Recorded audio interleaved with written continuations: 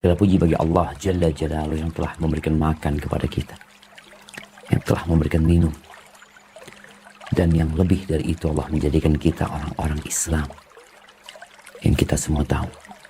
Wa man yabtaghi ghairal islami dinan falan yuqbala min wa huwa fil akhirati minal khasirin.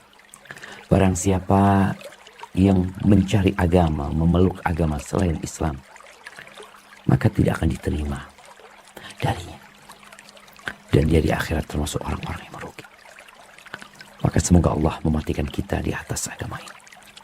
Allahumma salli wa sallim ala abdika wa rasulika sayyidina wa maulana Muhammadin wa ala alihi wa ashabihi ajma'in. Ya Allah, semoga salat dan salam, berkah dan nikmat senantiasa Engkau curahkan untuk hamba kekasih-Mu, untuk baginda Nabi kita Muhammad alaihi salatu wassalam, untuk keluarga beliau, untuk istri-istri beliau, untuk putra-putri beliau, dan untuk seluruh sahabat Nabi. Semoga Allah meridhai kita bersama mereka. Amma ba'd. Ya, tema kita hari ini bersabar dalam mencari rezeki yang halal. Urusan rezeki ini membuat sebagian orang galau, sebagian bingung, sebagian stuck, bahkan ada yang sebagian harus bunuh diri. Jamaah rahimakumullah, kita semua perlu makan, kita semua perlu minum, kita perlu pakaian, kita perlu tempat tinggal, kita butuh biaya pendidikan. Yang mau menikah butuh biaya, yang mau melahirkan mau nggak mau dia juga harus menyiapkan biayanya. Yang punya anak berpikir biaya untuk kehidupan mereka, sekolah mereka, menikahkan mereka juga nantinya. Sebagian ingin berangkat umroh, ingin berangkat haji, sebagian ingin bersedekah, berbagi.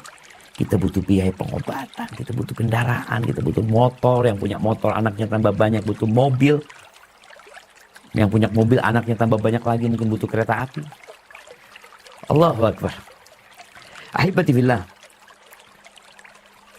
kita tidak pernah mengajukan proposal untuk hadir di muka bumi. Kita dihadirkan di tempat ini. Dan Allah menjadikan tempat ini sebagai arena ujian untuk menuju ke tempat selanjutnya. Bagi yang gagal tes, maka neraka tempatnya.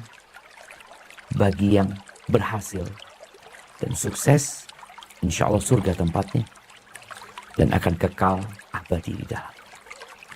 Dalam mengarungi samudra ujian dari Allah Azza wa Jalla, dalam menjalani kehidupan di muka bumi ini, Allah sudah kasih jaminan. Semua kebutuhanmu dicukupi. Kau bisa ngelihat ya, ketika seorang atlet, dia ditaruh di tempat, apa istilahnya, kalau COVID kemarin itu di karantina. Iya, di karantina. Taruh di tempat karantina, semua dicukupin di situ. Tugas semua pelatihan aja. Yang sakit juga dicukupin. Semua yang dia butuhkan. Apa tugasmu? Ya udah, sabar kau di sini. Tunggu sampai datang kesembuhan. Semua yang dibutuhkan oleh manusia itu Allah ciptakan di muka bumi ini. Dan setiap yang merangkak di bumi ini, rizkinya sudah ditetapkan. Garansi. Apa kata Allah Azza wa Jalla di surat Hud ayat 6? Coba kita baca ayat ini.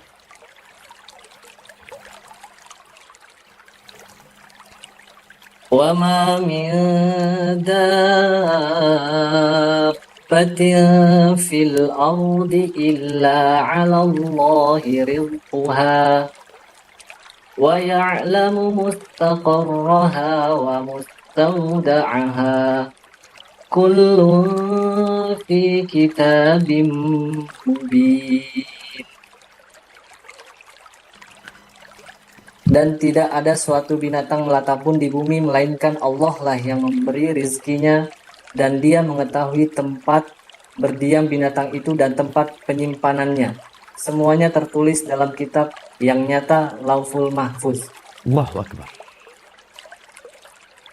Bayangin, jangan manusia, binatang, semua yang ada di muka bumi ini, Allah udah tanggung rezekinya.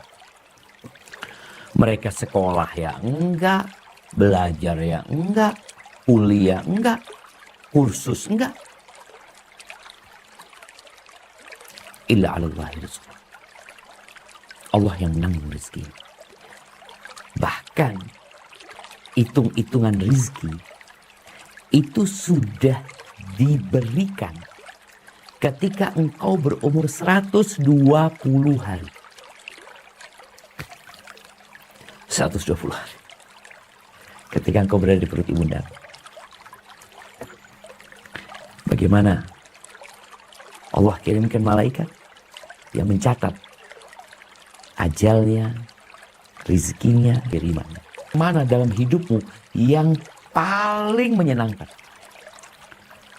Kata dia, fase dalam kehidupan manusia. Cuma kadang-kadang kita lupa urusan yang banyak membuat orang tadi galau, bingung ya. Ada banyak ayat yang disebutkan berkaitan dengan urusan rezeki.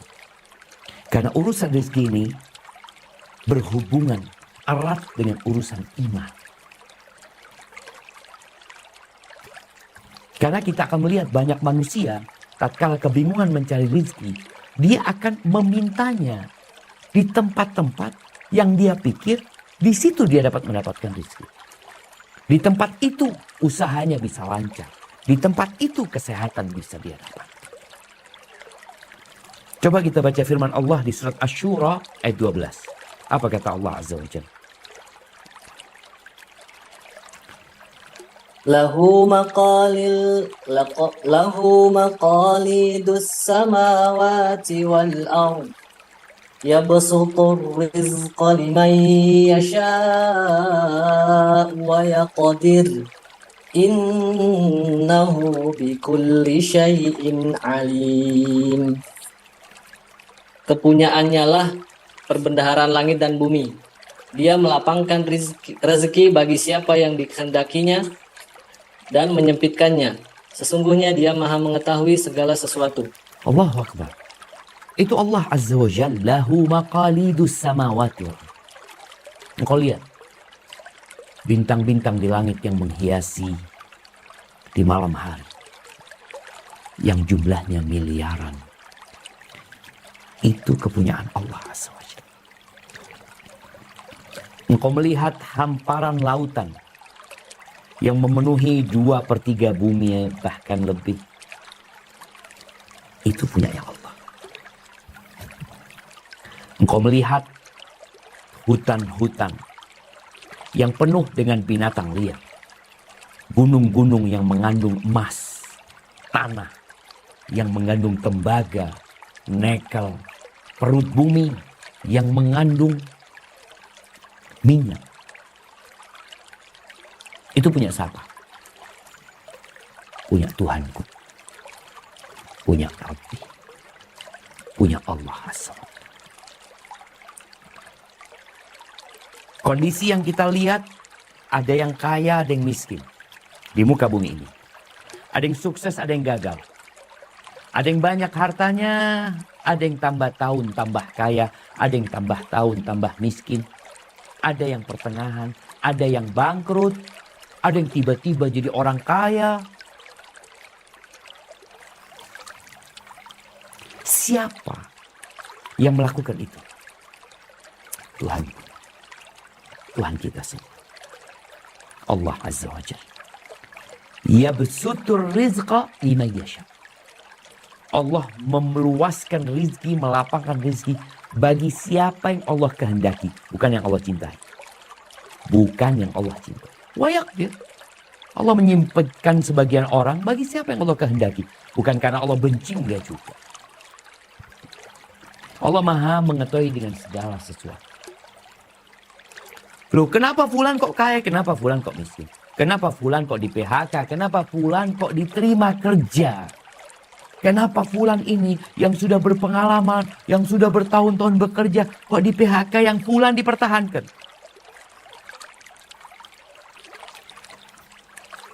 Rabbi. Yang terjadi di muka bumi ini apa yang Allah kehendaki. Ya, bukan yang kita mau.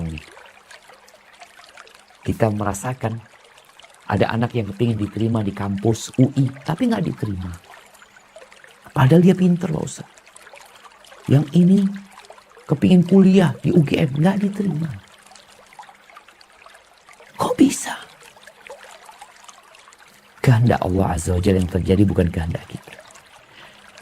Di surat Al-Isra ayat 30 juga seperti itu. Di surat Ar-Rum ayat 37. Apa kata Allah Azza wa Jalla?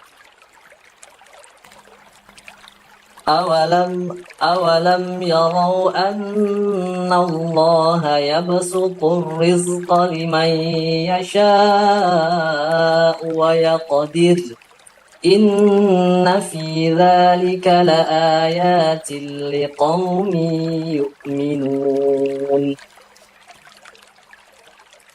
Dan apakah mereka tidak memperhatikan bahwa sesungguhnya Allah melapangkan rezeki bagi siapa yang dikehendakinya, dan Dia pula yang menyempitkan rezeki.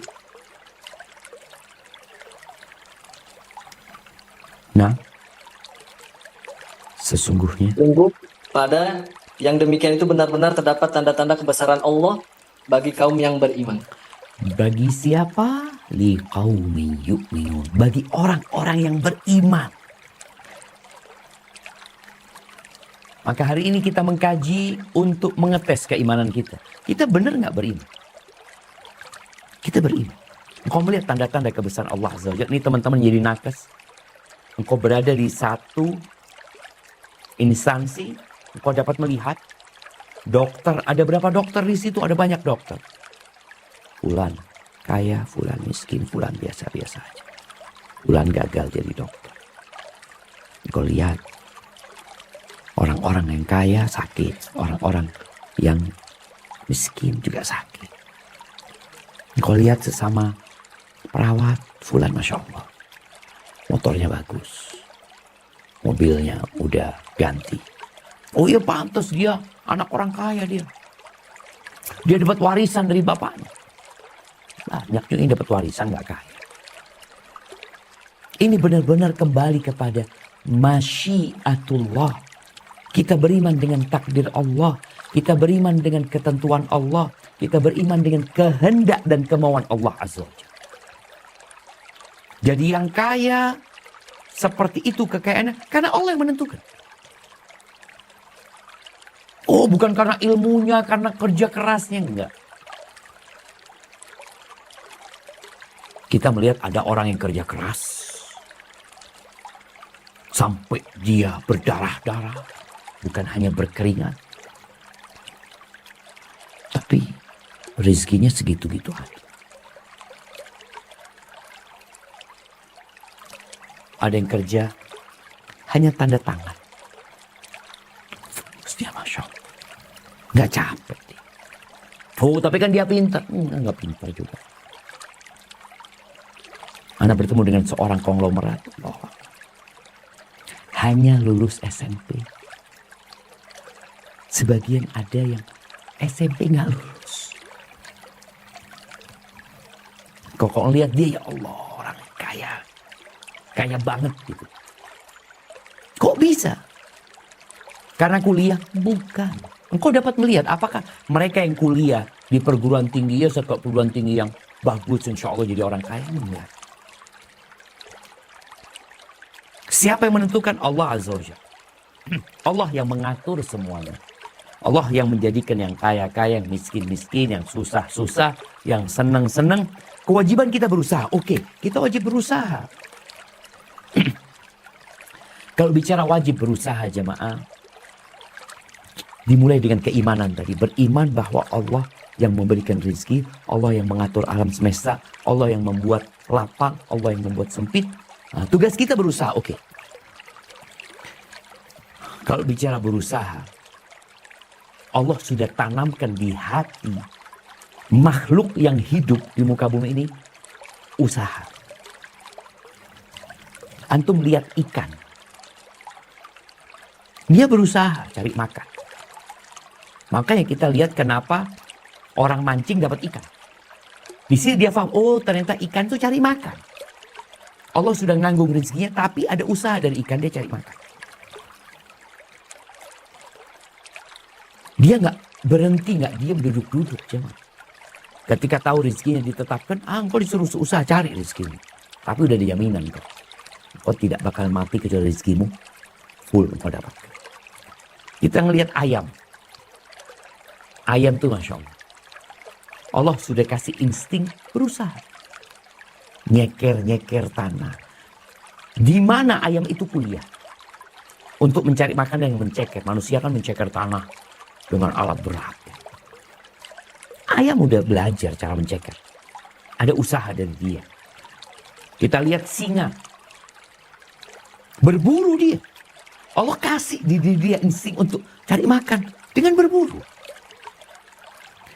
Burung dengan terbang meninggalkan tempat dia, meninggalkan rumahnya, sarangnya. Engkau bisa melihat burung di pagi hari.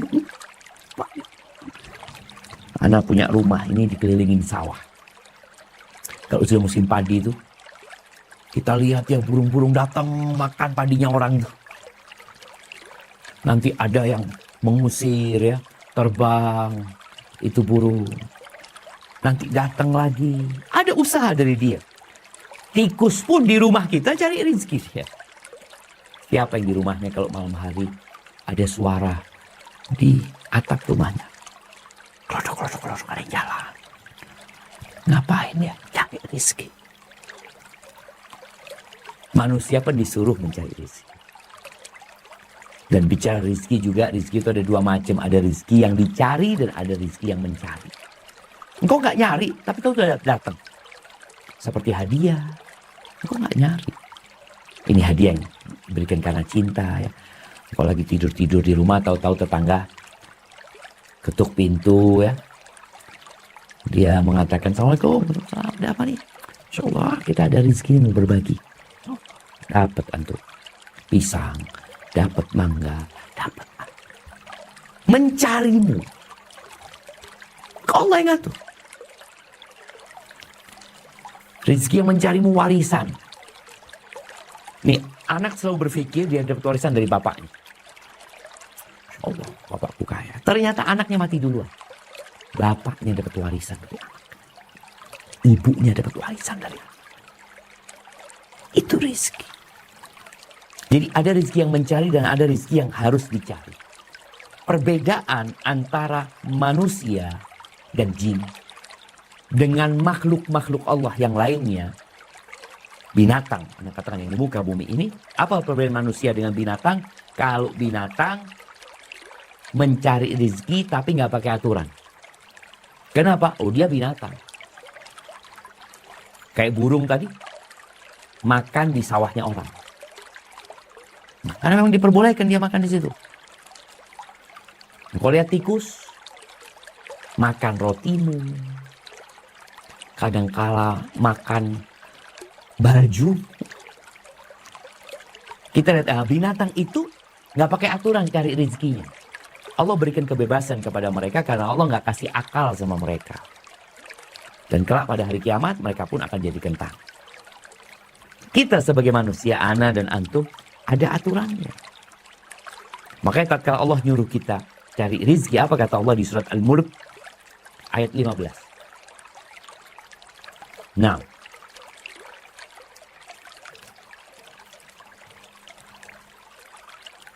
هو الذي جعل لكم الأرض ذلولا فامشوا في مناكبها وكلوا من رزقه وإليه النشور. Dialah yang menjadikan bumi itu mudah bagi kamu, maka berjalanlah di segala penjurunya dan makanlah sebagian dari rizkinya. Dan hanya kepadanya lah kamu kembali setelah dibangkitkan. Allahu Akbar. Kita lihat bagaimana Allah nyuruh, Allah yang memfasilitasi bumi ini landai, datar, lalu Allah katakan famshu, kalian jalan, kalian cari rezeki, makan dari rezeki. Ada perintah untuk makan dari rezeki yang Allah berikan, dan diingatkan kalian bakal kembali kepada Allah Azza wa Jalla. Kalian akan dibangkitkan. Supaya orang sadar ketika engkau mengais rezeki, mencari rezeki, engkau tahu engkau akan dihisap. Makanya ada aturan bagi manusia. Kalau engkau binatang, nggak ada aturan. Engkau mau jadi seperti tikus, seperti musang, serigala, singa, ya aturan mereka seperti itu, sudah bebas mereka. Karena mereka binatang. Tapi kalau engkau merasa manusia, ada aturan. Ada aturan halal haram. Ada aturan kepemilikan. Ini milik siapa?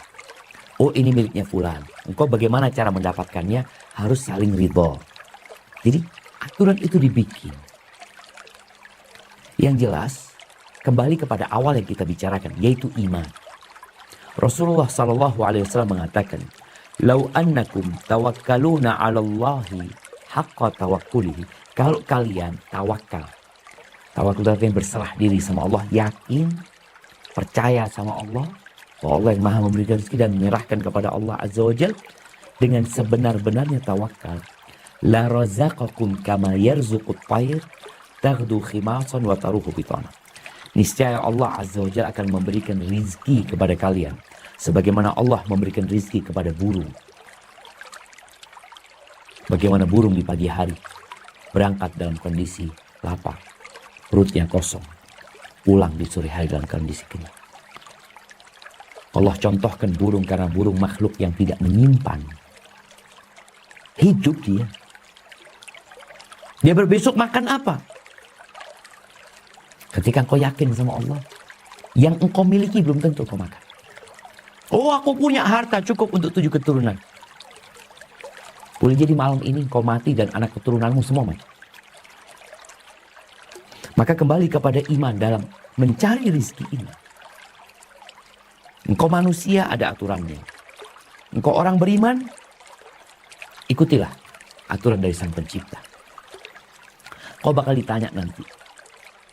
Sebuah pertanyaan yang sudah dibocorkan, yang kau tinggal siapkan jawaban. Apa? Kau akan ditanya tentang harta. Min aina kasabahu wa fima anfaqah. Dari mana engkau mendapatkannya dan kemana engkau membelanjakan. Dari mana kemana. Nah, salah satu aturan mencari rezeki. Karena besok hari Jumat kita baca surat Jumat. Di situ ada aturan mengais rezeki yang Allah sebutkan di ayat 9 sampai 11. Coba kita baca ayat. Nah. Ya ayyuhalladzina amanu idza nudiya lis-salati min yaumil jumu'ati fas'au ila dzikrillahi wa dharul bai' Dzalikum khairul lakum in kuntum ta'lamun. Artinya dulu. Nah. Hai orang-orang beriman, apabila diseru untuk menunaikan sholat pada hari Jumat, maka bersegeralah kamu kepada mengingat Allah dan tinggalkanlah jual beli, yang demikian itu lebih baik bagimu jika kamu mengetahui. Baik. Ini aturan pertama. Wahai orang-orang beriman, idza nudiya, kalau dipanggil kalian, diseru untuk sholat pada hari Jumat, segera. Dan segera menuju kepada zikrullah, mengingat Allah, dan tinggalkan jual beli. Jual beli ini keuntungannya langsung.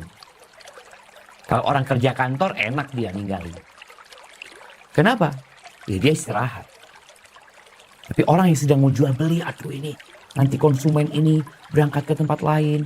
Kalau aku tidak lanjutkan jual belinya, boleh jadi dia nggak kembali lagi ke sini. tinggalkan. Engkau kan cari rezeki. Dan engkau beriman. Tinggalkan. Kita sedih ketika hari Jumat, jamaah mulai memenuhi masjid itu ketika khatib sudah di khutbah kedua. Engkau kemana? Ngapain engkau? Sejumat sekali. Engkau nggak bisa datang sebelum khatib naik mimbar. Ketika khatib sudah naik mimbar di hari Jumat itu, malaikat udah tutup buku. Dan kau tidak mendapatkan kemuliaan, kehormatan, keagungan yang diberikan buat orang-orang yang datang sebelum khatib naik mimbar. Orang yang datang di awal waktu seakan-akan berkorban onta.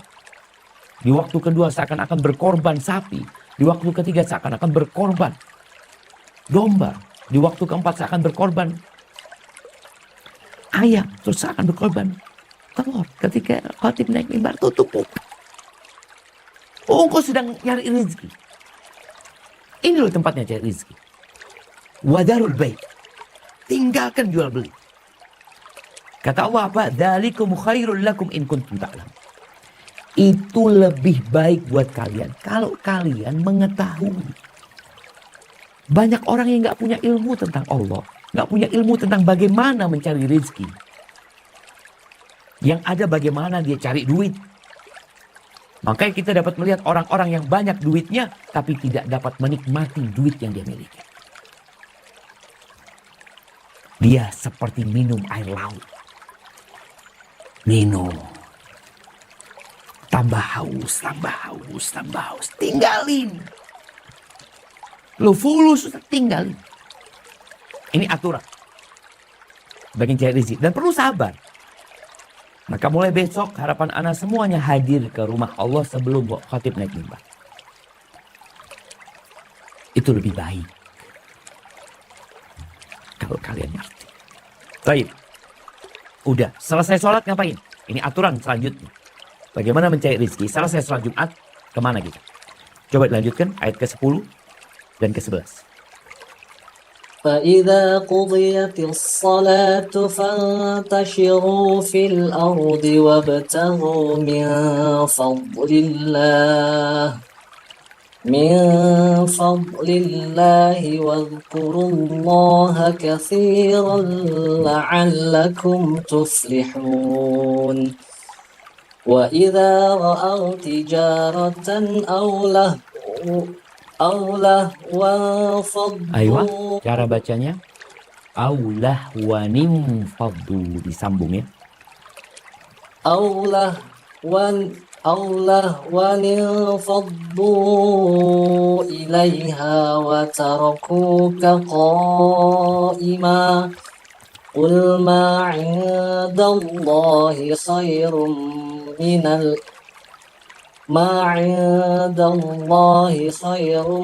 من اللهو ومن التجارة والله خير الرازقين. Apabila telah ditunaikan sholat, maka bertebarlah kamu di muka bumi dan carilah karunia Allah dan ingatlah Allah banyak-banyak supaya kamu beruntung. Dan apabila mereka melihat perniagaan atau permainan, mereka bubar untuk menuju kepadanya dan mereka tinggalkan kamu sedang berdiri berkhutbah. Katakanlah, apa yang di sisi Allah adalah lebih baik daripada permainan dan perniagaan, dan Allah sebaik-baik pemberi rezeki. Barakallahu fiik. Selesai sholat, bertebaranlah di muka bumi. Wabtaghu min fadlika. Carilah karunia Allah. Supaya antum tahu cari rezeki yang dicari karunia Allah. Dalam proses mencari rezeki jangan lupa sama Allah. Kenapa? Allah yang kasih. Allah yang punya. Maka Allah katakan wadhkurullaha katsiran. Kalian ingat Allah yang banyak. Kalau kalian ingin beruntung. Lalu Allah menceritakan bagaimana manusia godaan dunia, godaan permainan, seru main itu, godaan urusan perdagangan yang menyebabkan dahulu sahabat itu lagi dengerin ceramah, bubar mereka. Sebagian menginginkan permainan bersenang-senang, Sebagian menginginkan rizki, urusan dengan harta, berdagang, bisnis. Ditinggal Nabi SAW khutbah di ujung. Maka Allah katakan, Qul, katakan kepada mereka, yang di sisi Allah itu khair, lebih baik daripada permainan dan perdagangan, perniagaan. Wallahu khairur raziqin. Allah sebaik-baiknya yang memberikan rezeki. Semuanya dari Allah, semuanya milik Allah, dan semuanya akan kembali kepada Allah Azza wa Jalla. Maka terkadang sebagian kita sibuk mencari rezeki sampai lupa zikrullah. Sibuk mencari harta sampai lupa sholat. Bahkan meninggalkan sholat. Bahkan tidak hadir Jumatan. Telat Jumatan. Sabar dalam rangka mencari rezeki. Dan kau harus punya iman. Bahwa rezeki itu Allah yang bagi. Dan Allah yang memberi. Bicara aturan mencari rezeki. Kita harus sabar. Kudu sabar. Orang kepingin segera punya motor, tapi nggak punya motor. Udah sabar loh. Kepingin punya mobil, nggak punya mobil, Ustaz. Duitnya nggak cukup, ya sabar. Nanti nabung. Banyak orang sekarang nggak sabar. Ingin motor, langsung dia beli motor. Walaupun dengan sistem yang haram. Mobil dengan sistem yang haram. Rumah dengan sistem yang haram. Karena dia berpikir nggak mungkin bisa dapat rumah, nggak mungkin bisa punya mobil kecuali dengan cara haram, kata sahabat. Inilah engkau dikasih akal sama Allah untuk berpikir. Kemudian Allah turunkan Al-Quran sebagai pedoman petunjuk buat engkau. Apa kata Allah di surat Al-Baqarah ayat 275? Nah, coba kita baca. Alladzina يأكلون الربا لا يقومون إلا كما يقوم الذي يتخبطه الشيطان من المس ذلك بأنهم قالوا إنما البيع مثل الربا وأحل الله البيع وحرم الربا فمن جاءه موعظة من ربه فانتهى فله ما سلف وأمره إلى الله ومن عاد فأولئك أصحاب النار هم فيها خالدون. Orang-orang yang makan mengambil riba tidak dapat berdiri melainkan seperti berdirinya orang-orang yang kemasukan setan lantaran tekanan penyakit gila. Keadaan mereka yang demikian itu adalah disebabkan mereka berpendapat sesungguhnya jual beli itu sama dengan riba. Padahal Allah telah menghalalkan jual beli dan mengharamkan riba. Orang-orang yang telah sampai kepadanya larangan-larangan dari Tuhannya lalu terus berhenti dari mengambil riba, maka baginya apa yang telah diambilnya dahulu sebelum datang larangan dan urusannya terserah kepada Allah. Orang-orang yang mengulangi mengambil riba, maka mereka orang itu adalah penghuni-penghuni neraka, mereka kekal di dalamnya. Na'udzubillah. Sebagian kita nggak sabar. Utang ya. Utang online ya. Pinjam pinjol. Yang jelas-jelas riba. Itu dilakukan oleh sebagian. Dan dia beranggapan, gimana anak butuh ini, aku nggak sabar aja. Banyak di antara kita gara-gara gaya hidup. Dia menghalalkan segala cara. Dan itu yang jadi masalah. Orang yang tidak sabar, dia akan menghalalkan segala cara untuk mendapatkan rezeki. Bahkan ada ungkapan yang sangat menyesatkan. Yang haram aja susah. Apalagi yang halal. Di dalam hadis yang diriwayatkan Imam Bukhari, Nabi alaihi salatu wasallam mengatakan, ya'ti 'alan nasi zamanun la yubali al-mar'u ma akhadha minhu aminal halal am minal haram. Akan datang suatu masa kepada manusia yang orang-orang enggak peduli lagi. Dia dapat harta dari mana, dia enggak peduli. Aminal halal aminal haram. Halal haram nggak urusan. Dan sepertinya kita berada di masa itu. Bagaimana sebagian wanita dalam rangka mengais rezeki dia menjual kecantikannya. Yang seharusnya dia tutupin auratnya, dia umbar. Demi uang. Dia siap bekerja dengan mengeksploitasi dirinya. Berapa banyak laki-laki yang disesatkan sama dia. Berapa banyak laki-laki yang kemudian selingkuh umpamanya. Yang rumah tangganya berantakan gara-gara sebagian wanita yang mencari rezeki dengan menjual diri. Ada yang menjual full, ada yang menjual sebagian tubuhnya. Jangan. Nggak peduli. Dengan halal haram. Bahkan sebagian, ya, menjual kemaluan. Ahibati fillah. Rasulullah SAW pernah menyampaikan kepada para sahabat. Innahu laysa syai'un yuqarribukum minal jannah. Wa yuba'idukum minan nar. Illa qad amartukum bih. Tidak ada sesuatu pun yang mendekatkan kalian ke surga. Dan menjauhkan kalian dari api neraka. Melainkan aku sudah suruh. Walaysa syai'un yuqarribukum minan nar wa yuba'idukum minal jannah illa qad nahaitukum. Dan tidak ada sesuatu pun yang mendekatkan kalian ke neraka, menjauhkan kalian dari surga, melainkan aku sudah larang.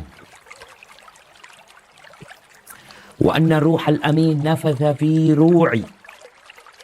Sesungguhnya Jibril menghembuskan di jiwaku annahu lan tamuta nafsun, bahwa manusia, bahwa jiwa tidak akan mati hatta tastawfiya rizqah, sampai dia mendapatkan rezekinya secara utuh sempurna. Nggak bakal mati sampai dia mendapatkan rezekinya dengan sempurna. Fattaqullaha wa ajmilu fi talab. Ini aturan. Bertakwalah kalian kepada Allah, takutlah kalian sama Allah. Dan carilah rezeki dengan cara yang baik. Bertakwa kepada Allah, senantiasa merasa diawasi sama Allah, mengikuti aturan Allah, dan mencari rezeki dengan cara yang baik. Kadang-kala rezekinya lambat, gak cepat datang, hidup susah, melarat. Apa kata Nabi SAW? وَلَا يَحْمِلَنَّكُمْ إِسْتِبْطَاءُ الرِّزْقِ أَنْ تَطْلُبُهُ بِمَعَصِيَةٍ. Jangan sampai lambannya rezeki kalian itu mendorong kalian untuk mencari rezeki dengan kemaksiatan kepada Allah. Kenapa? فَإِنَّهُ لَا يُدْرَكُ مَا عِنْدَ اللَّهِ إِلَّا بِطَاعَةٍ. Yang di sisi Allah nggak akan bisa didapat kecuali dengan ketaatan kepada Allah. Apa yang di sisi Allah? Karunia Allah, rahmatnya Allah, keridhaan Allah, nggak bisa. Makanya kadang-kadang kita ngeliat ada orang banyak hartanya, susah hidupnya. Harus mengkonsumsi sabu-sabu. Sabu-sabu itu 1,8 kata harga.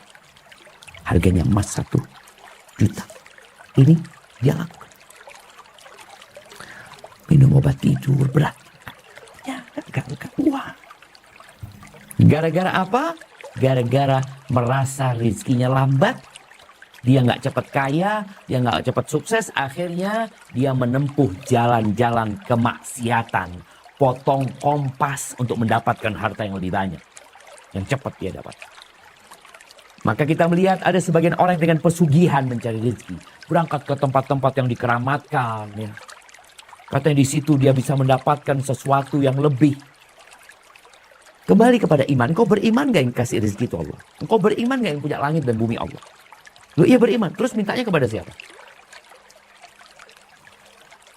Apa kata Allah Azza wa Jalla di surat Al-Ankabut ayat 17? Innama ta'buduna min dunillahi awthana wa takhluquna ifka Innalladzina ta'buduna min dunillahi la yamlikuna lakum rizqa لا يملكون لكم رزقا فابتغوا عند الله الرزق واعبدوه واشكروا له إليه ترجعون. Sesungguhnya apa yang kamu sembah selain Allah itu adalah berhala dan kamu membuat dusta. Sesungguhnya yang kamu sembah selain Allah itu tidak mampu memberikan rezeki kepadamu, maka mintalah rezeki itu di sisi Allah dan sembahlah Dia dan bersyukurlah kepadanya. Hanya kepadanya lah kamu akan dikembalikan. Allahu Akbar jemaah. Sebagian manusia melakukan ritual-ritual penyembahan,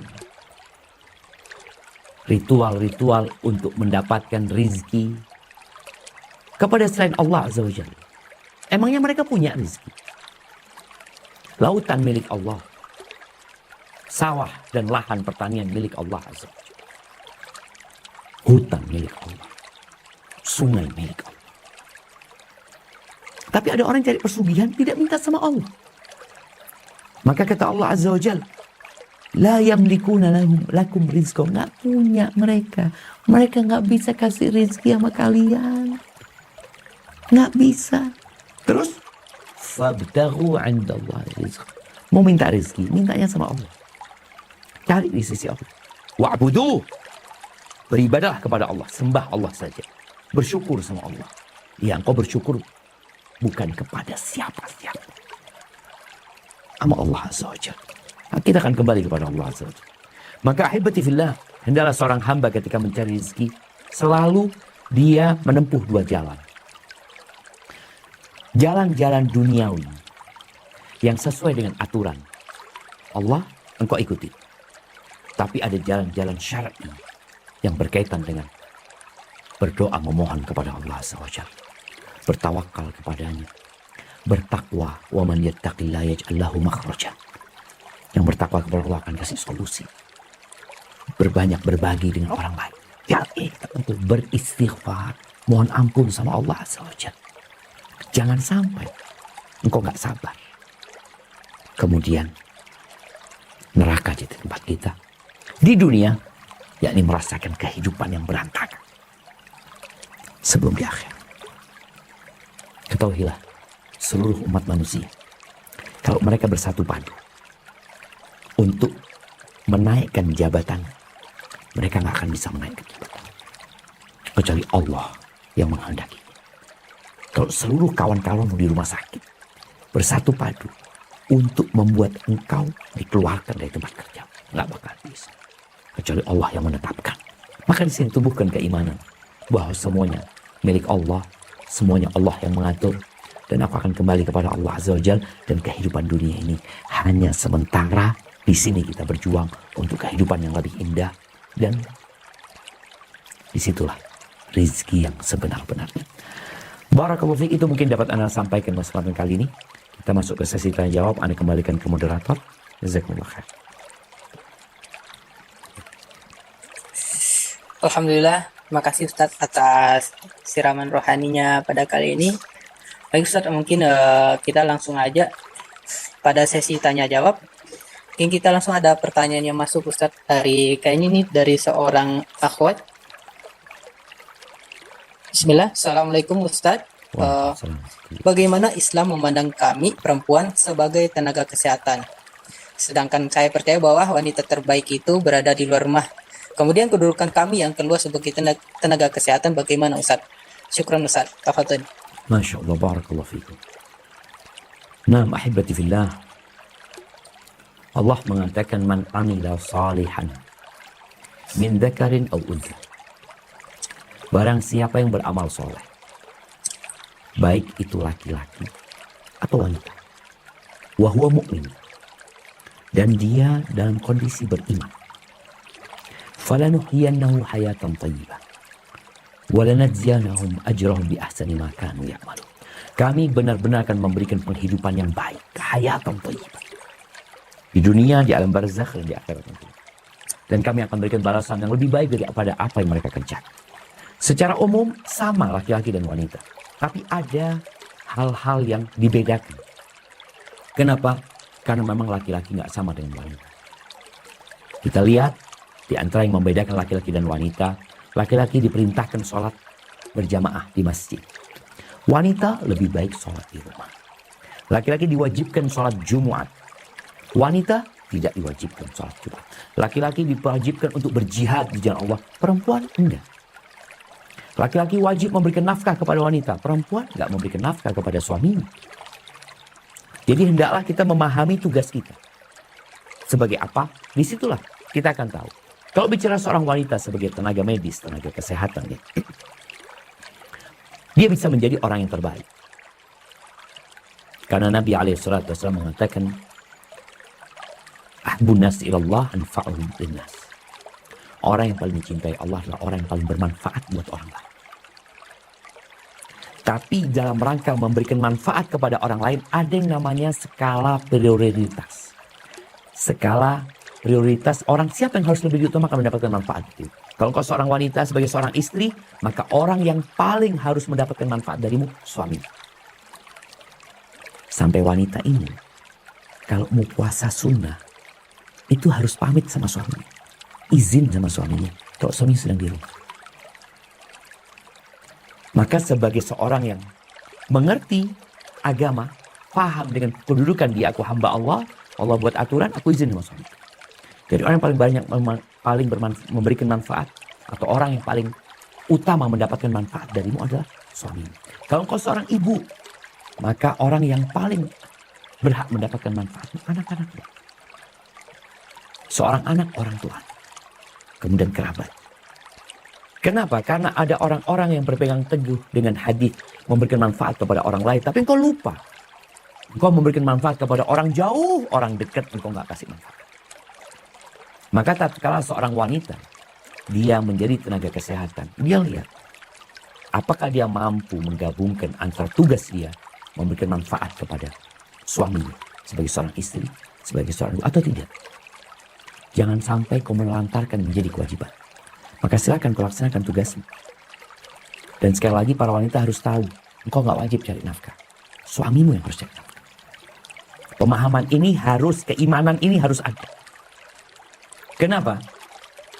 Dengan beriman bahwa laki-laki yang wajib memberikan nafkah, maka rumah tangga itu akan terjaga. Tapi kalau semuanya merasa wajib memberi ngais rizki, cari rizki, lu siapa yang ngurusin anak? Siapa melayani siapa? Maka silahkan engkau sebagai tenaga kesehatan melihat apa kewajibanmu, mana yang lebih wajib, mana yang sunnah, mana yang hanya mubah saja, sehingga engkau mengetahui tugasmu yang lebih utama, dan jangan sampai engkau melaksanakan yang sunnah yang wajib engkau tinggalkan. Hada wallahu a'lam bishawab. Masya Allah, barakallah Ustaz, terima kasih atas jawabannya. Semoga kita semua bisa mengamalkan nasihat dari Ustaz.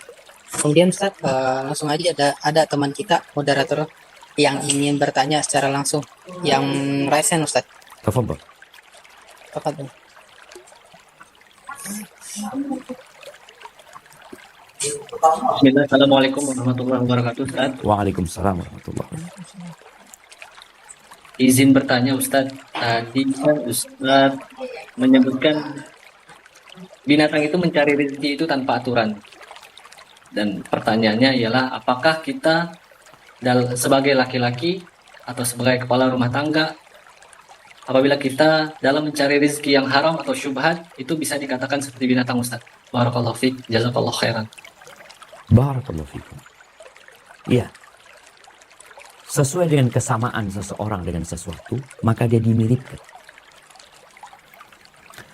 Ketika Allah menyebutkan tentang orang-orang kafir, Allah mengatakan innal ladzina kafaru yatamatta'un wa ya'kulun kama ta'kulul an'am wan naru mathwal lahum. Sesungguhnya orang-orang kafir itu bersenang-senang hidupnya. Kulineran, ya, mereka makan seperti makannya binatang. Tadi yang tanpa aturan. Seperti makan binatang. Yang ada perutnya dan yang di bawah perut. Dan Allah menyebutkan tentang orang-orang yang dikasih pendengaran tapi tidak menggunakan pendengarannya, dikasih penglihatan tidak menggunakan penglihatannya dengan baik, dikasih hati tidak mikir dengan hatinya. Oh, dia dikasih petunjuk sama Allah, dia nggak mau. Kata Allah, ulaika kal an'am. Mereka seperti binatang. Balhum adall, bahkan mereka lebih parah. Jadi kalau ada seorang yang mencari rezeki dan tidak ikut aturan, sehingga ada kesamaan dia dengan binatang yang ketika cari makan dia ikut aturan. Tapi lebih parah manusia. Kenapa? Manusia dikasih akal. Diturunkan Al-Quran, dikasih petunjuk. Kalau binatang, enggak memang. Dia melakukan itu legal. Boleh dia. Dan engkau enggak boleh. Jadi hendaklah kita sadar ya. Kadang-kadang kita enggak mau. Enggak lah, masa anak kayak binatang ini. Jangan kayak binatang. Jangan mau. Makanya kita dilarang untuk menyerupai binatang dalam perbuatan-perbuatan binatang.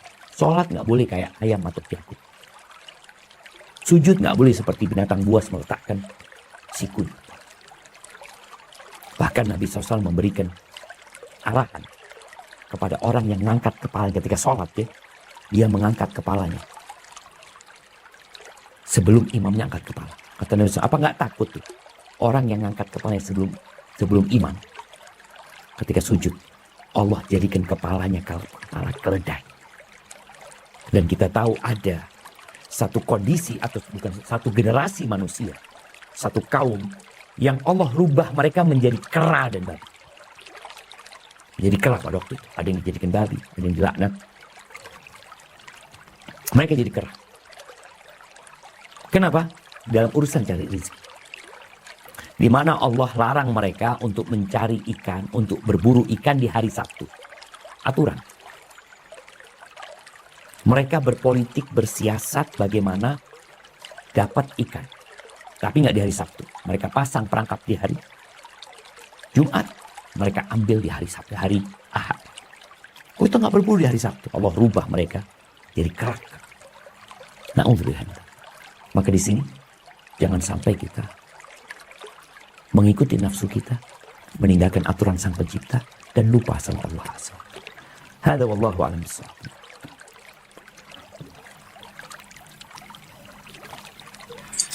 Masya Allah. Jazakallah khair atas nasihatnya Ustaz. Mungkin kita lanjut, ada pertanyaan dari teman kita. Dari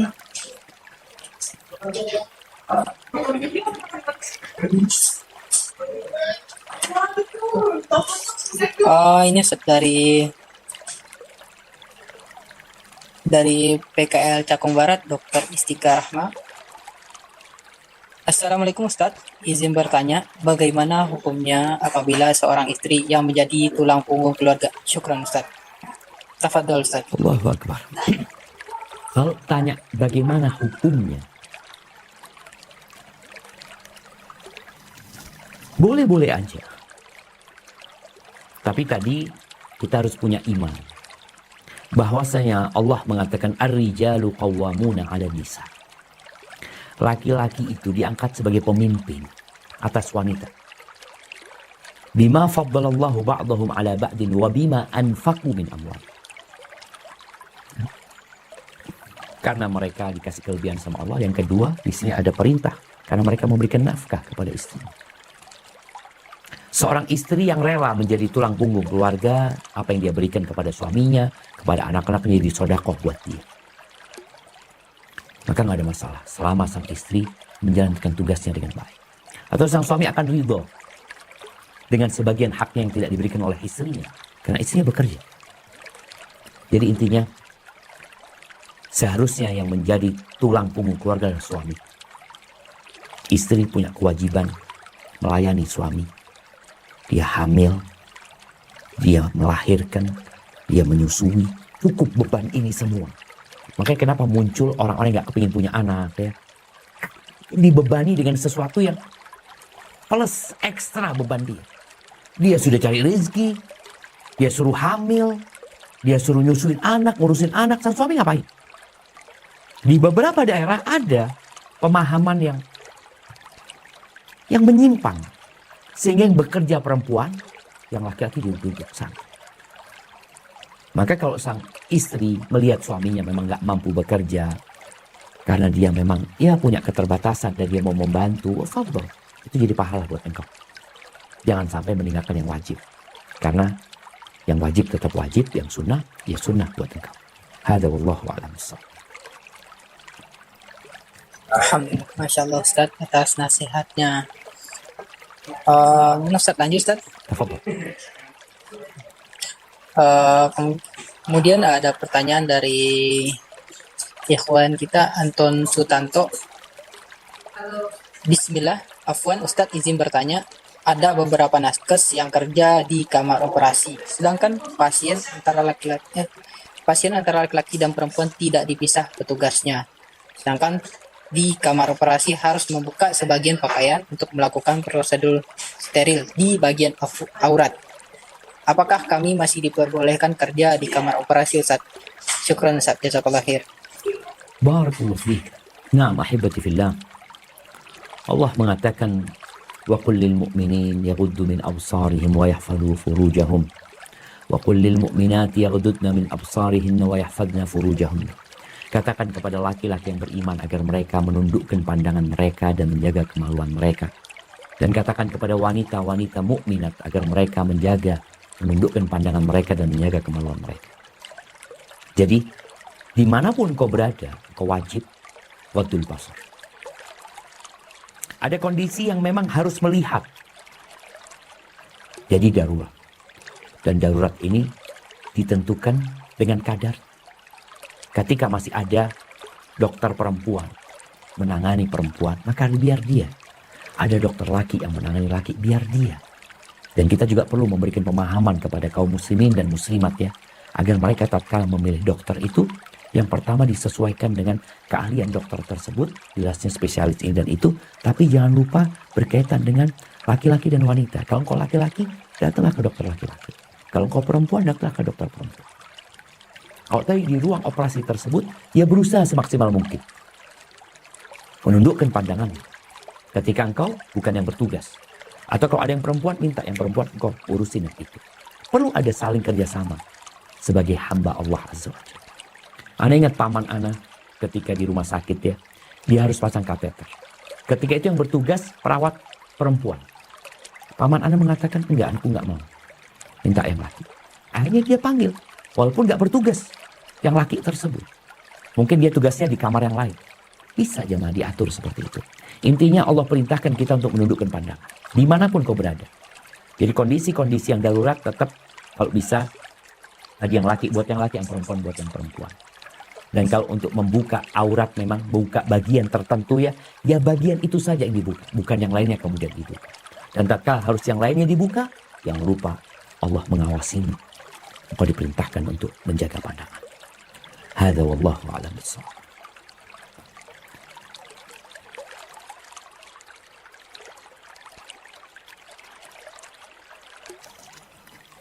Syukron Ustaz atas nasihatnya. Kita lanjutkan pada teman kita Ahwat.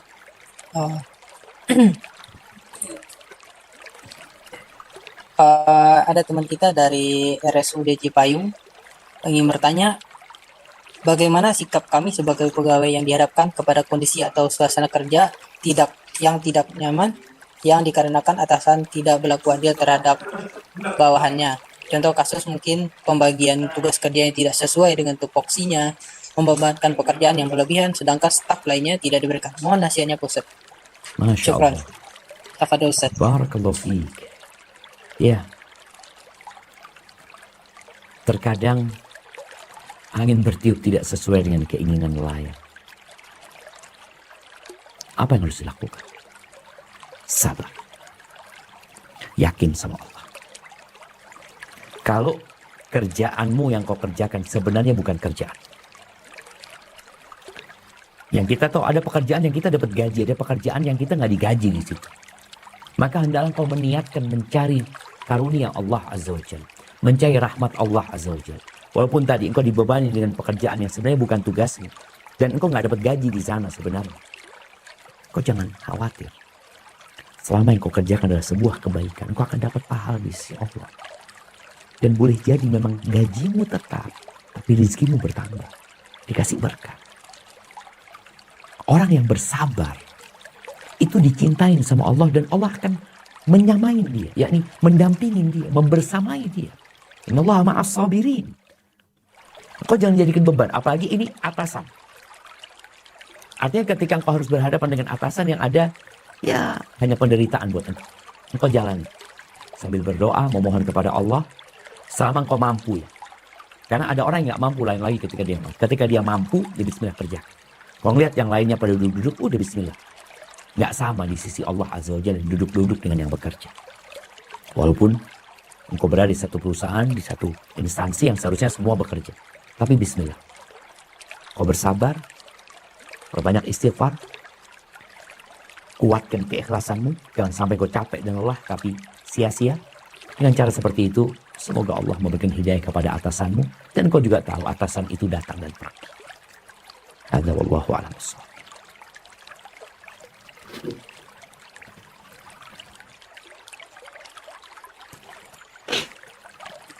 Syukron Ustaz atas nasihatnya. Baik, kita lanjutkan ke pertanyaan selanjutnya, yaitu dari Taufik. Bismillah, Ustadz izin bertanya, jika menggunakan BPJS kita tidak bisa memilih dokter wanita atau pria, apakah kita bisa berdosa Ustadz jika yang memeriksa kita adalah lawan jenis kita karena keadaan tersebut? Barakallahu fiikum Ustadz. Barakallahu fiik. Ahibati fillah. Allah mengatakan fattaqullaha mastata'tum. Bertakwalah kepada Allah sesuai dengan kemampuan kalian. Ketika kita berada di posisi yang tidak bisa memilih, apa hendak dikata?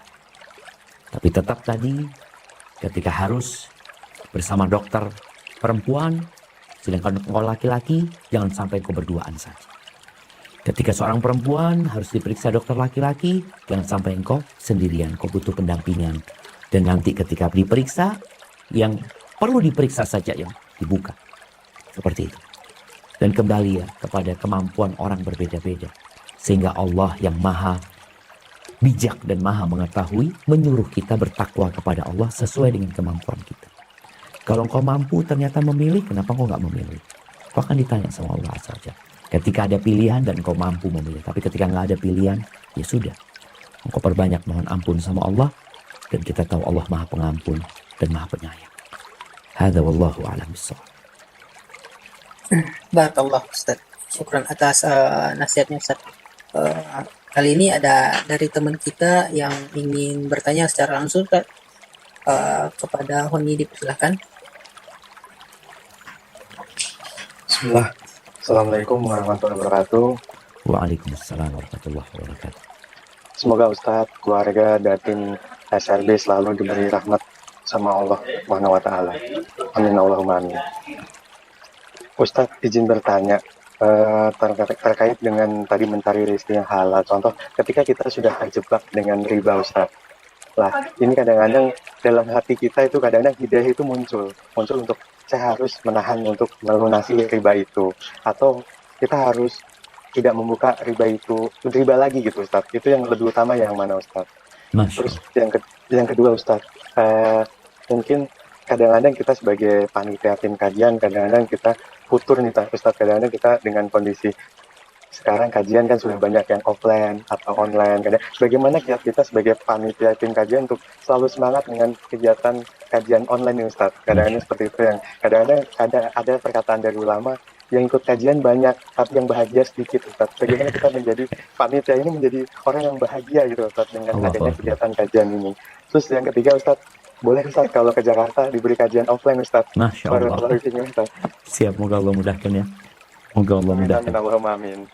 Subhanallah jemaah. Ya, kalau berkaitan dengan riba ya. Yang pertama, segera bertobat kepada Allah Azza wa Jalla. Segera bertobat. Bertobat itu yang pertama dengan menyesal. Kemudian meninggalkan dan bertekad untuk tidak mengulangi. Tapi ada kondisi yang orang tidak bisa langsung meninggalkan. Karena dia harus melunasi dengan sistem riba tersebut. Ya udah, kembali kepada yang sebelumnya disampaikan. Bertakwalah kepada Allah sesuai dengan kemampuanmu. Jangan sampai buka riba baru. Dan bicara riba ini bukan hanya pemilik uang yang dilaknat, tapi yang meminjam, bukan hanya yang meminjamkan, yang meminjam dan yang meminjamkan sama aja. Maka adalah kita takut sama Allah Azza wa Jalla. Penyebab riba ini merajalela karena sebagian kita menganggapnya remeh, dosa kecil. Bahkan ada yang beranggapan nggak apa-apa. Na'udzubillah. Ketika orang merasa itu dosa besar, insya Allah harapan tobatnya dia besar. Ketika beranggapan dosa kecil, ya udah. Apalagi kalau beranggapan nggak apa-apa. Jadi nasihat anak yang pertama, engkau benar-benar bertobat dengan taubatan nasuha. Berusaha untuk melunasi, dan kalau bisa melunasi dengan tanpa riba. Kalau bisa diusahakan. Tapi kalau nggak bisa, apa hendak dikatakan kau sudah terjebak di sana? Banyak baca doa. Allah makfini bihalalika an haramika wa aghnini bifadlika amman siwa. Ya Allah, cukupkan aku dengan yang halal dari engkau, sehingga tidak butuh dengan yang haram. Dijauhkan dari yang haram. Dan cukupkan aku dengan karuniamu, sehingga aku tidak membutuhkan pertolongan orang atau bantuan manusia. Itu seperti itu. Ya, kalau pertanyaan yang kedua. Kok lupa yang kedua? Panitia kajian. Baik, panitia kajian. Ya, kalau bicara kajian online, ini salah satu nikmat dari Allah Azza wa Jalla, ya. Yang mungkin dahulu nggak bisa. Dahulu para ulama harus meninggalkan negeri mereka, para penuntut ilmu harus benar-benar menjadi penuntut ilmu. Nggak bisa dia nyambi. Kenapa? Karena dia harus pergi meninggalkan kampungnya, berangkat ke Mekah, berangkat ke Medina, berangkat ke Irak, ke Baghdad, Syam, ya. Itu jarak-jarak yang jauh. Kalau sekarang harus berangkat ke Jember, umpamanya antum harus berangkat ke Jember, ya mau nggak mau antum harus sebelumnya harus meninggalkan. Dari Jakarta ke Jember ini butuh waktu kira-kira ya 15 jam. Antum berarti kemarin harus berangkat. Kemudian balik lagi ke Jakarta. Sedangkan teman-teman banyak terikat dengan pekerjaan dan sebagian sudah berumah tangga yang memiliki kewajiban yang harus dia tunaikan. Maka kajian online ini solusi. Buat siapa? Buat yang nggak bisa ngaji offline. Buat yang waktunya terbatas. Buat yang, ya pokoknya sulit bagi dia untuk kajian offline. Yang bisa offline, ya silahkan datang. Atau mau gabungkan dua. Alhamdulillah Ustaz, anak offline mungkin sepekan sekali. Kalau online alhamdulillah bisa lebih banyak lagi. Atau anak offline bisa sebulan sekali. Online-nya alhamdulillah lebih banyak Ustaz. Karena memang daerah anak nggak ada Ustaz. Atau kajian jauh. Ada banyaklah alasan sehingga dia tidak bisa offline. Dan para panitia seharusnya menjadi orang yang paling bahagia. Kenapa? Karena dia menjadi fasilitator orang-orang ngaji. Ad-dalu 'alal khairi kafa'ili. Orang yang menunjukkan kepada kebaikan. Itu seperti orang yang mengamalkan. Gimana kalau yang hadir kajian, yang dapat manfaat dari kajian ada 200 orang. Maka panitia kajian, alhamdulillah ya Allah, mudah-mudahan ini jadi amal mereka. Cuma di sini, para panitia kajian jangan lupa juga untuk ngaji. Karena ada faedah menfasilitasi, ada faedah dari mendapatkan ilmu itu sendiri. Di mana diangkat derajatnya. Sehingga kau menjadi orang yang bertakwa kepada Allah Azza wa Jalla. Adapun berkaitan dengan kajian offline di Jakarta, insya Allah jemaah, mudah-mudahan karena anak punya banyak utang sama teman-teman di Jakarta dan mudah-mudahan bisa bikin kajian offline buat teman-teman di rumah sakit sana, insya Allah. Jazakumullah khair. Masya Allah Ustaz. Nah, insya Allah kita mah siap Ustaz. Kalau Ustaz ke Jakarta kita siap Ustaz. Langsung ready. Siap insya Allah. Insya Allah. Ustaz, gimana Ustaz? Lanjut Ustaz. Siap, fadhol. Mungkin 2 pertanyaan lagi. Baik Ustaz, syukran. Mungkin ada pertanyaan dari seorang akhwat ya Ustaz. Bismillah. Assalamualaikum warahmatullahi wabarakatuh Ustaz. Bagaimana caranya sabar dan ikhlas dalam menghadapi hutang suami yang banyak di tengah pendapatan bulanan kami Ustaz? Syukran Ustaz. Apa tuh? Masya Allah, barakallahu fiik ya. Utang suami ditanggung suami. Utang istri ditanggung istri. Jadi utangnya ditanggung masing-masing sebenarnya. Tapi harus ada ta'awun, saling tolong menolong di dalam rumah tangga. Baik, kalau bicara tentang bagaimana sikap istri menghadapi suami yang terlilit hutang yang banyak sekali ya. Yang pertama coba engkau lihat kenapa dia berhutang. Bagaimana sistem hutang. Kalau ternyata engkau berhutang dengan sistem riba yang Allah sudah jelaskan, Allah menghalalkan jual beli dan mengharamkan riba, maka yang harus dilakukan adalah bertobat kepada Allah SWT. Ajak suami tiap pagi sholat duha, Kemudian baca Rabbil firli wa tub alayya innaka antat tawwabur rahim 100 kali. Ajak mohon sama Allah Azza wa Jalla. Di malam hari sebelum waktu subuh, ajak suami sholat malam kemudian beristighfar sebelum subuh. Kenapa? Karena mencari rizki itu tidak harus dengan bekerja saja. Kemudian yang kedua, tumbuhkan keimanan kepada Allah Azza wa Jalla. Suami juga diajak bertobat dari dosa-dosanya, tumbuhkan keimanan bahwa Allah yang memberikan rizki dan Allah mampu menyelesaikan urusan mereka. Di sini namanya tawakal. Karena ada orang yang masih bergantung sana, bergantung sini, minta tolong sana, minta tolong sini. Hatimu bulatkan hanya untuk Allah. Wa 'alallahi tawakkal. Semua orang nggak akan bisa bantu engkau kecuali Allah yang menggerakkan hati mereka. Kecuali Allah yang menentukan. Kemudian yang ketiga, berusaha untuk memperkecil pengeluaran. Dengan cara apa? Dengan cara puasa. Kau puasa sunnah, Senin Kemis. Makan dikurangin, disisihkan, niat benar-benar. Oh, ini kecil nggak mungkin Ustaz, nggak cukup untuk melunasin. Jakarta Jember itu 1000 kilo kira. Itu dimulai dengan satu langkah. Maka kau mulai dengan langkah tadi mungkin cuma 500 perak. Kau buktikan kau niat. Mudah-mudahan dengan cara seperti itu dan banyak baca doa yang diajarkan Nabi SAW agar kita bisa melunasi hutang. Seperti doa yang tadi Anda sebutkan. Allahumma kfini bihalalika an haramika wa aghnini bifadlika amman siwa. Yang kata Nabi SAW, kalau engkau punya utang sebesar gunung Sabir, Allah akan lunasi. Yakin. Barakallahu fiqna. Kita ke pertanyaan terakhir. Hayyakumullah. Baik Ustaz, yang terakhir. Pertanyaan dari seorang akhwat ya Ustaz. Bismillah. Assalamualaikum warahmatullahi. Izin bertanya Ustaz, bagaimana hukumnya jika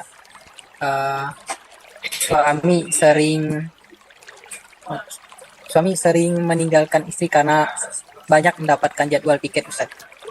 Jadi ya, piket terus emangnya suami. Bagaimana hukumnya jika sepertinya Ustaz sering meninggalkan keluarga untuk mencari nafkah gitu Ustaz. Masya Allah. Barakallahu fiik. Iya. Ini yang bertanya suami atau istri. Kalau yang bertanya istri, ya engkau perlu menguatkan suamimu. Bahwa dia dalam rangka memberikan rezeki kepada anak-anak harus berjuang. Kuatkan kesabarannya. Dan sampaikan kepada dia untuk terus berdoa memohon kepada Allah Azza wa Jalla agar Allah memberikan solusi buat dia. Wa man yattaqillaha yaj'al lahu makhrajan. Yang bertakwa kepada Allah, Allah berikan solusi. Kemudian sang istri melihat kepada orang yang lebih parah daripada suaminya. Ada suami yang merantau yang hanya sebulan sekali. Ada yang merantau setahun sekali. Ada yang merantau 2 tahun sekali. Sehingga sang istri bersyukur, alhamdulillah suamiku masih sering ke rumah walaupun dia ya harus piket malam ini dan itu. Yang suaminya dokter juga, dia melihat kepada orang-orang yang lebih susah. Yang sering ditinggal suami, berbulan-bulan tinggal sama suami. Baik, bagaimana dengan seorang suami yang harus seperti itu? Maka dia berusaha untuk memberikan perhatian lebih kepada istrinya, kepada anak-anaknya. Di waktu yang mungkin hanya sedikit, bagaimana jadi waktu yang berkualitas dia bersama keluarga. Karena jangan sampai waktu udah sedikit di rumah, malah waktunya nggak berkualitas. Jadikan waktu-waktu yang berkualitas, sambil engkau terus berusaha berdoa mohon sama Allah supaya ada solusi, ada kerjaan mungkin yang kau bisa memberikan waktu lebih banyak. Tapi kalau enggak, ya sudah. Kau berikan perhatian lebih. Kau jadikan waktumu yang sedikit berkualitas. Karena ada orang yang di rumah saja, nggak keluar, nggak berkualitas waktunya sama istri. Sibuk dengan handphonenya, tidur, main, atau apa. Seperti itu dan yakin. Dalam semua pasti ada hikmah. Engkau bersabar, istri bersabar, anak-anak bersabar. Dan sebentar lagi kita akan meninggalkan dunia ini. Semoga kita bisa mati husnul khotimah dan tidak ada makan haram yang masuk ke tubuh kita. Barakallahu fiik, itu yang dapat Anda sampaikan. Kurang lebihnya mohon maaf. Ana kembalikan ke moderator. Jazakallahu khairan.